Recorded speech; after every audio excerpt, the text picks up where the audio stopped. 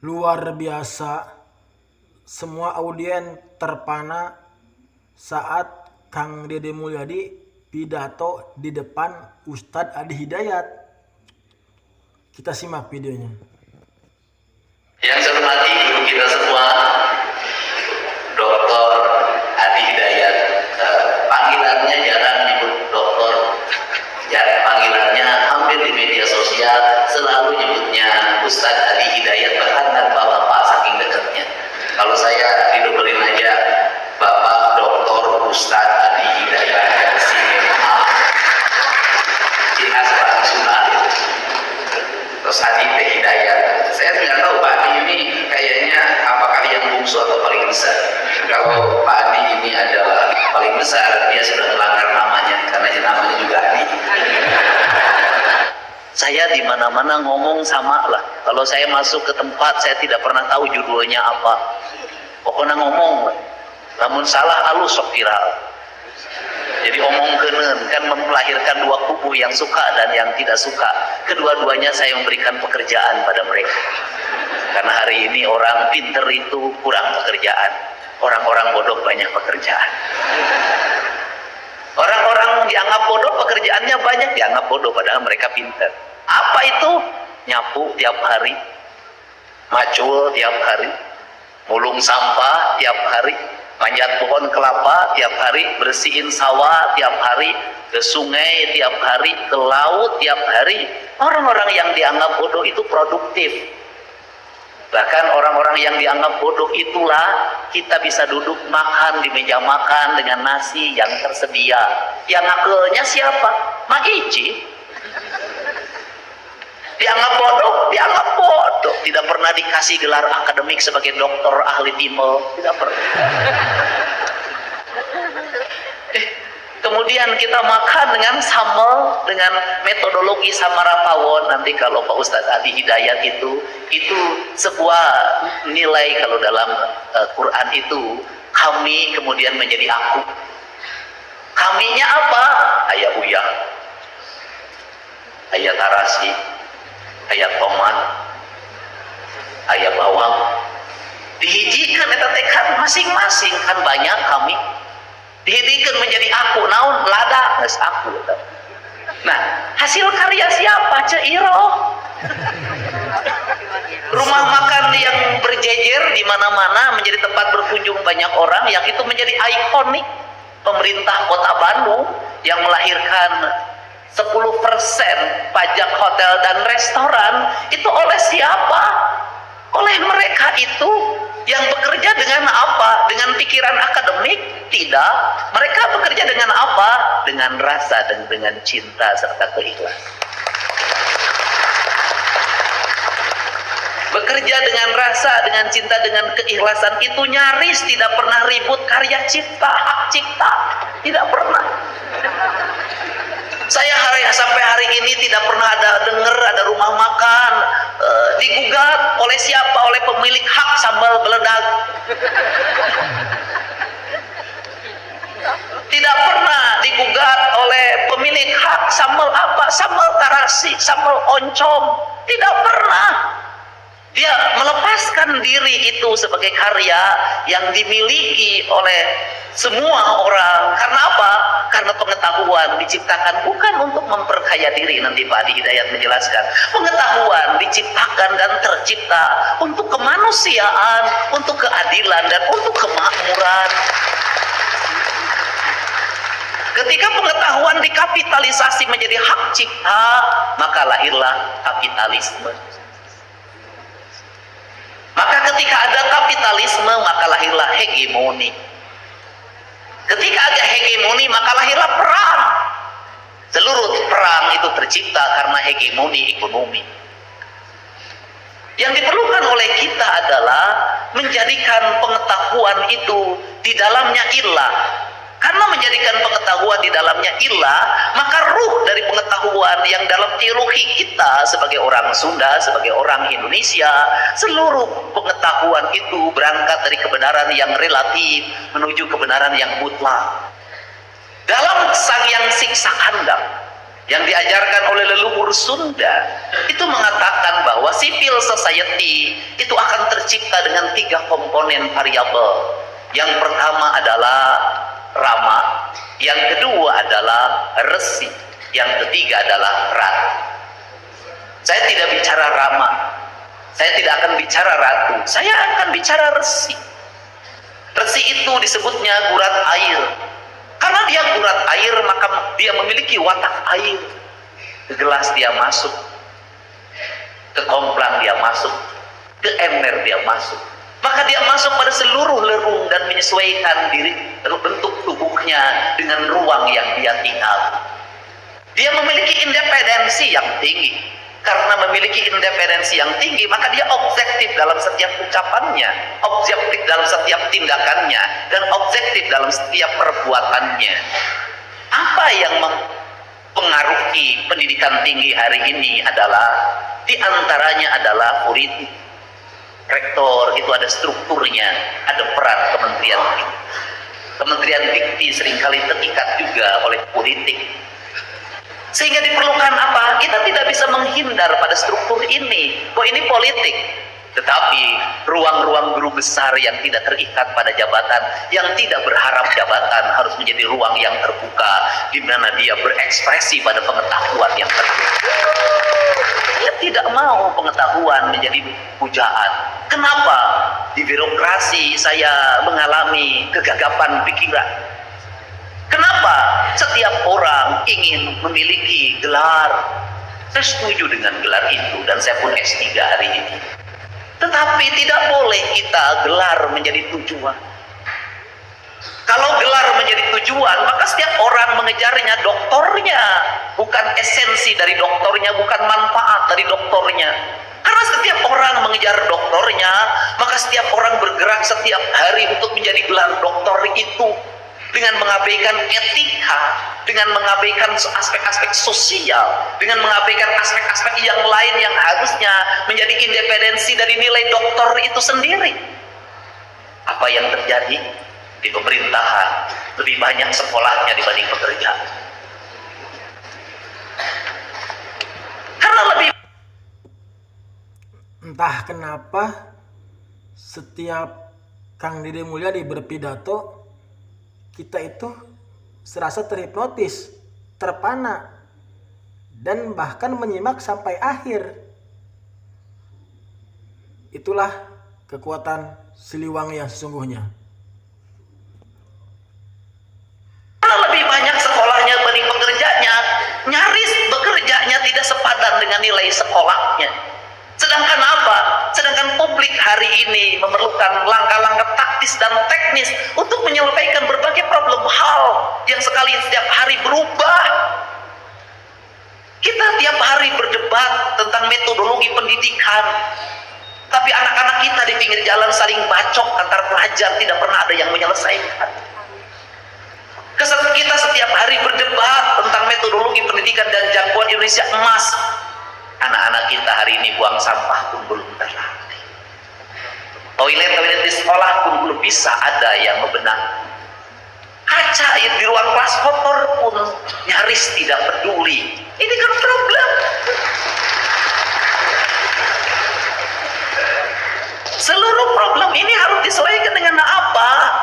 Rupanya kita hari ini harus segera mengevaluasi gelar terstruktur, harus berimbang dengan perilaku kultur.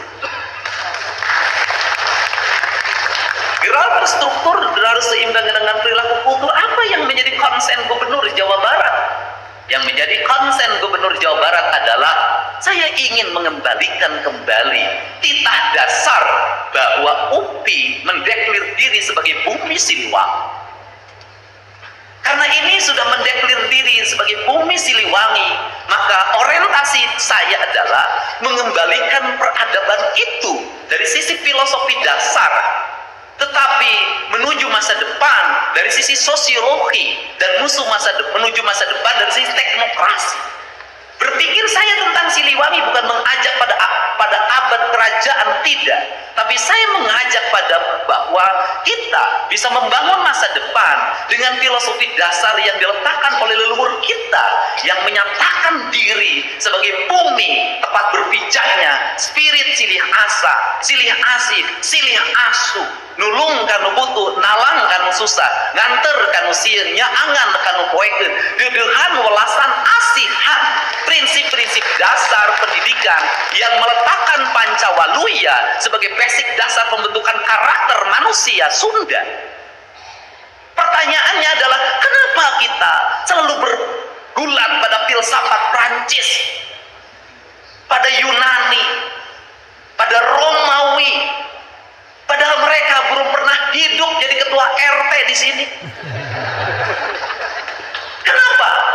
Ternyata kegagapan pengetahuan yang dikembangkan di Indonesia dan di Jawa Barat adalah pengetahuan tidak didasarkan pada narasi pengalaman, tapi lebih didasarkan pada aspek-aspek akademik yang diuji dalam watak-watak akademik, bukan diuji dalam watak teknokrasi. Ini problem. Karena ini yang menjadi problem, maka konsen kita, UPI ini adalah miniatur negara. Kenapa? Dari Pancawaluya ada semua. Kalau bicara UPI harus melahirkan generasi yang cagil, sudah ada fakultas kedokteran. Tinggal pertanyaannya adalah, fakultas kedokteran kita mau diarahkan pada mana? Pada berpikir pengobatan atau berpikir pencegahan? Kalau semua orang berpikir tentang kedokteran adalah pengobatan, maka kita sudah masuk pada kapitalisme, industri farmasi, industri alat kesehatan. Kalau sudah pada kapitalisme itu, ya buat apa kita mendeklir diri sebagai makhluk bertuhan ketika kita bahagia memberikan resep yang mahal pada pasien kita? Padahal si penerima pasien menderita. Kenapa? Harus menjual sebagian kekayaannya untuk mengobati dan menebus obatnya. Di mana letak ruh ketuhanan di situ? Kan kita harus mulai berpikir itu karena kita mendeklar sebagai negara Pancasila. Nah, kemudian ketika bicara bager, sudah ada Pak Dr. Adi Hidayat yang melahirkan orang-orang bager. Nu bager teh nu kumaha cenah? Nu bager teh hiji anu bi Gusti ka Allah Subhanahu wa taala, nu katilu nu nyaah ka sasama hirup, nu kaopat nu ngajaga jeung ngariksa alamna, teu nambang terus-terusan, teu nuar tangkal terus-terusan, teu nguruk terus-terusan. Kemudian benar, ya sudah, ada panduannya, UPI nilai syar'inya tinggi, ya sudah. Kemudian pinter, ya ada fakultas sains, ada matematika, ada fisika, itu ukuran kepinteran akademik. Karena kepinteran itu adalah intelektual quotient, kemampuan dia membaca, bermatematika. Tetapi pendidikan kita tidak mengajarkan intelektual menjadi emosional, menjadi spiritual. Sehingga ukuran akademik ketika anak naik kelas adalah 4 tambah 4, 8. Bukan pertanyaannya adalah kamu dibekelin uang berapa dari orang tuanya, 10.000 itu jadi apa, dibelikan apa yang dilakukan hari ini, makanan apa yang dimakan, unsurnya apa saja, lemaknya berapa, kadar minyaknya berapa, kalorinya berapa, nutrisinya berapa, gizinya berapa. Sekolah tidak menjadikan lab itu sebagai bahan analistik, sehingga kamu itu diperlukan ini. Kemudian yang berikutnya adalah siapa yang dijajani oleh kamu, asalnya dari mana, jenis jualannya apa, berapa untungnya, sisanya berapa untuk investasi masa depan. Pendidikan kita tidak mengajarkan pada keparipurnaan manusia, lebih pada gelar-gelar akademik itu saja, sehingga orang pintar lebih banyak daripada orang singer. Nah, yang terakhir adalah singer. Siapa singer? Yaitu orang-orang yang bekerja keras. Nah, kalau sudah seperti ini, apa tawaran saya pada UPI yang khusus Fakultas Pendidikan misalnya? Tawaran saya ada, Bapak mau pilih SD berapa, SMP berapa, SMA berapa, SMA berapa, dan SMK berapa, yang itu menjadi lab UPI. Saya siap menyiapkan biaya yang cukup. Bila perlu, anak-anak yang kuliah di sini, perbanyaknya ngajar di ruang kelas. Saya gratiskan kuliahnya, saya biaya hidupnya.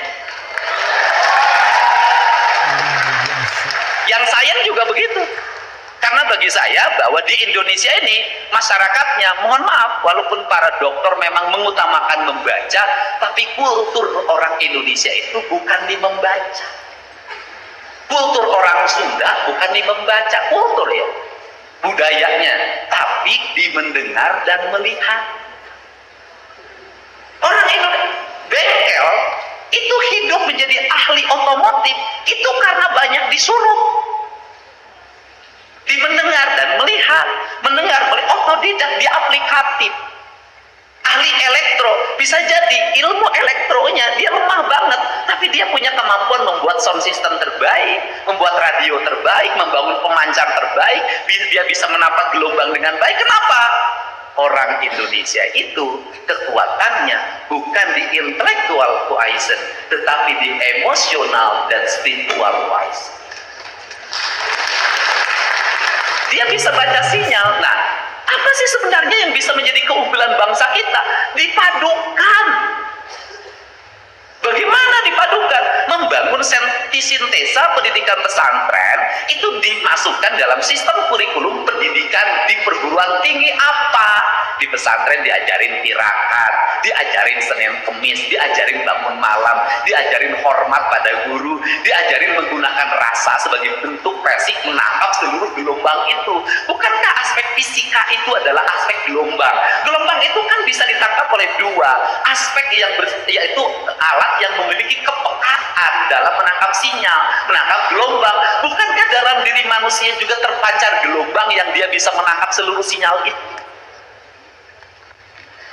Kalau ini digabungkan, kita tidak terlalu barat oriented. Kalau kita bisa memadukan pendidikan tinggi, menyatukan antara emosional, intelektual, dan spiritual, Indonesia bisa mengalahkan negara-negara maju. Kenapa? Karena kita unggul di sini. Kenapa? Dia punya kecepatan dalam membaca, tetapi dia punya kecepatan dalam menghitung, tetapi dia juga punya kecepatan dalam membaca masa depan. Kenapa? Dia mampu membaca tanda-tanda perubahan berdasarkan gelombang rasa yang dia miliki. Maka itulah yang disebut dengan mi indung kawaku, mi bapak kajaman, pindah cai, pindah tampian. Yang terakhir, ini Pak Rektor bicara tentang bangsa. Orang Sunda itu memiliki falsafah kehidupan, falsafah pendidikan, dan falsafah ketuhanannya, yaitu bambu. Kalimatnya sederhana, congo nyuruh kanapu. Orang Jawa itu falsafah keris, karena orang Jawa dulu tradisi berperang dengan menggunakan logam. Keris, manjing, kasaran. Orang Sunda itu tidak punya tradisi ekspansi, keluar batas kemudian merebut. Kenapa? Karena dia perkakasnya hanya bambu.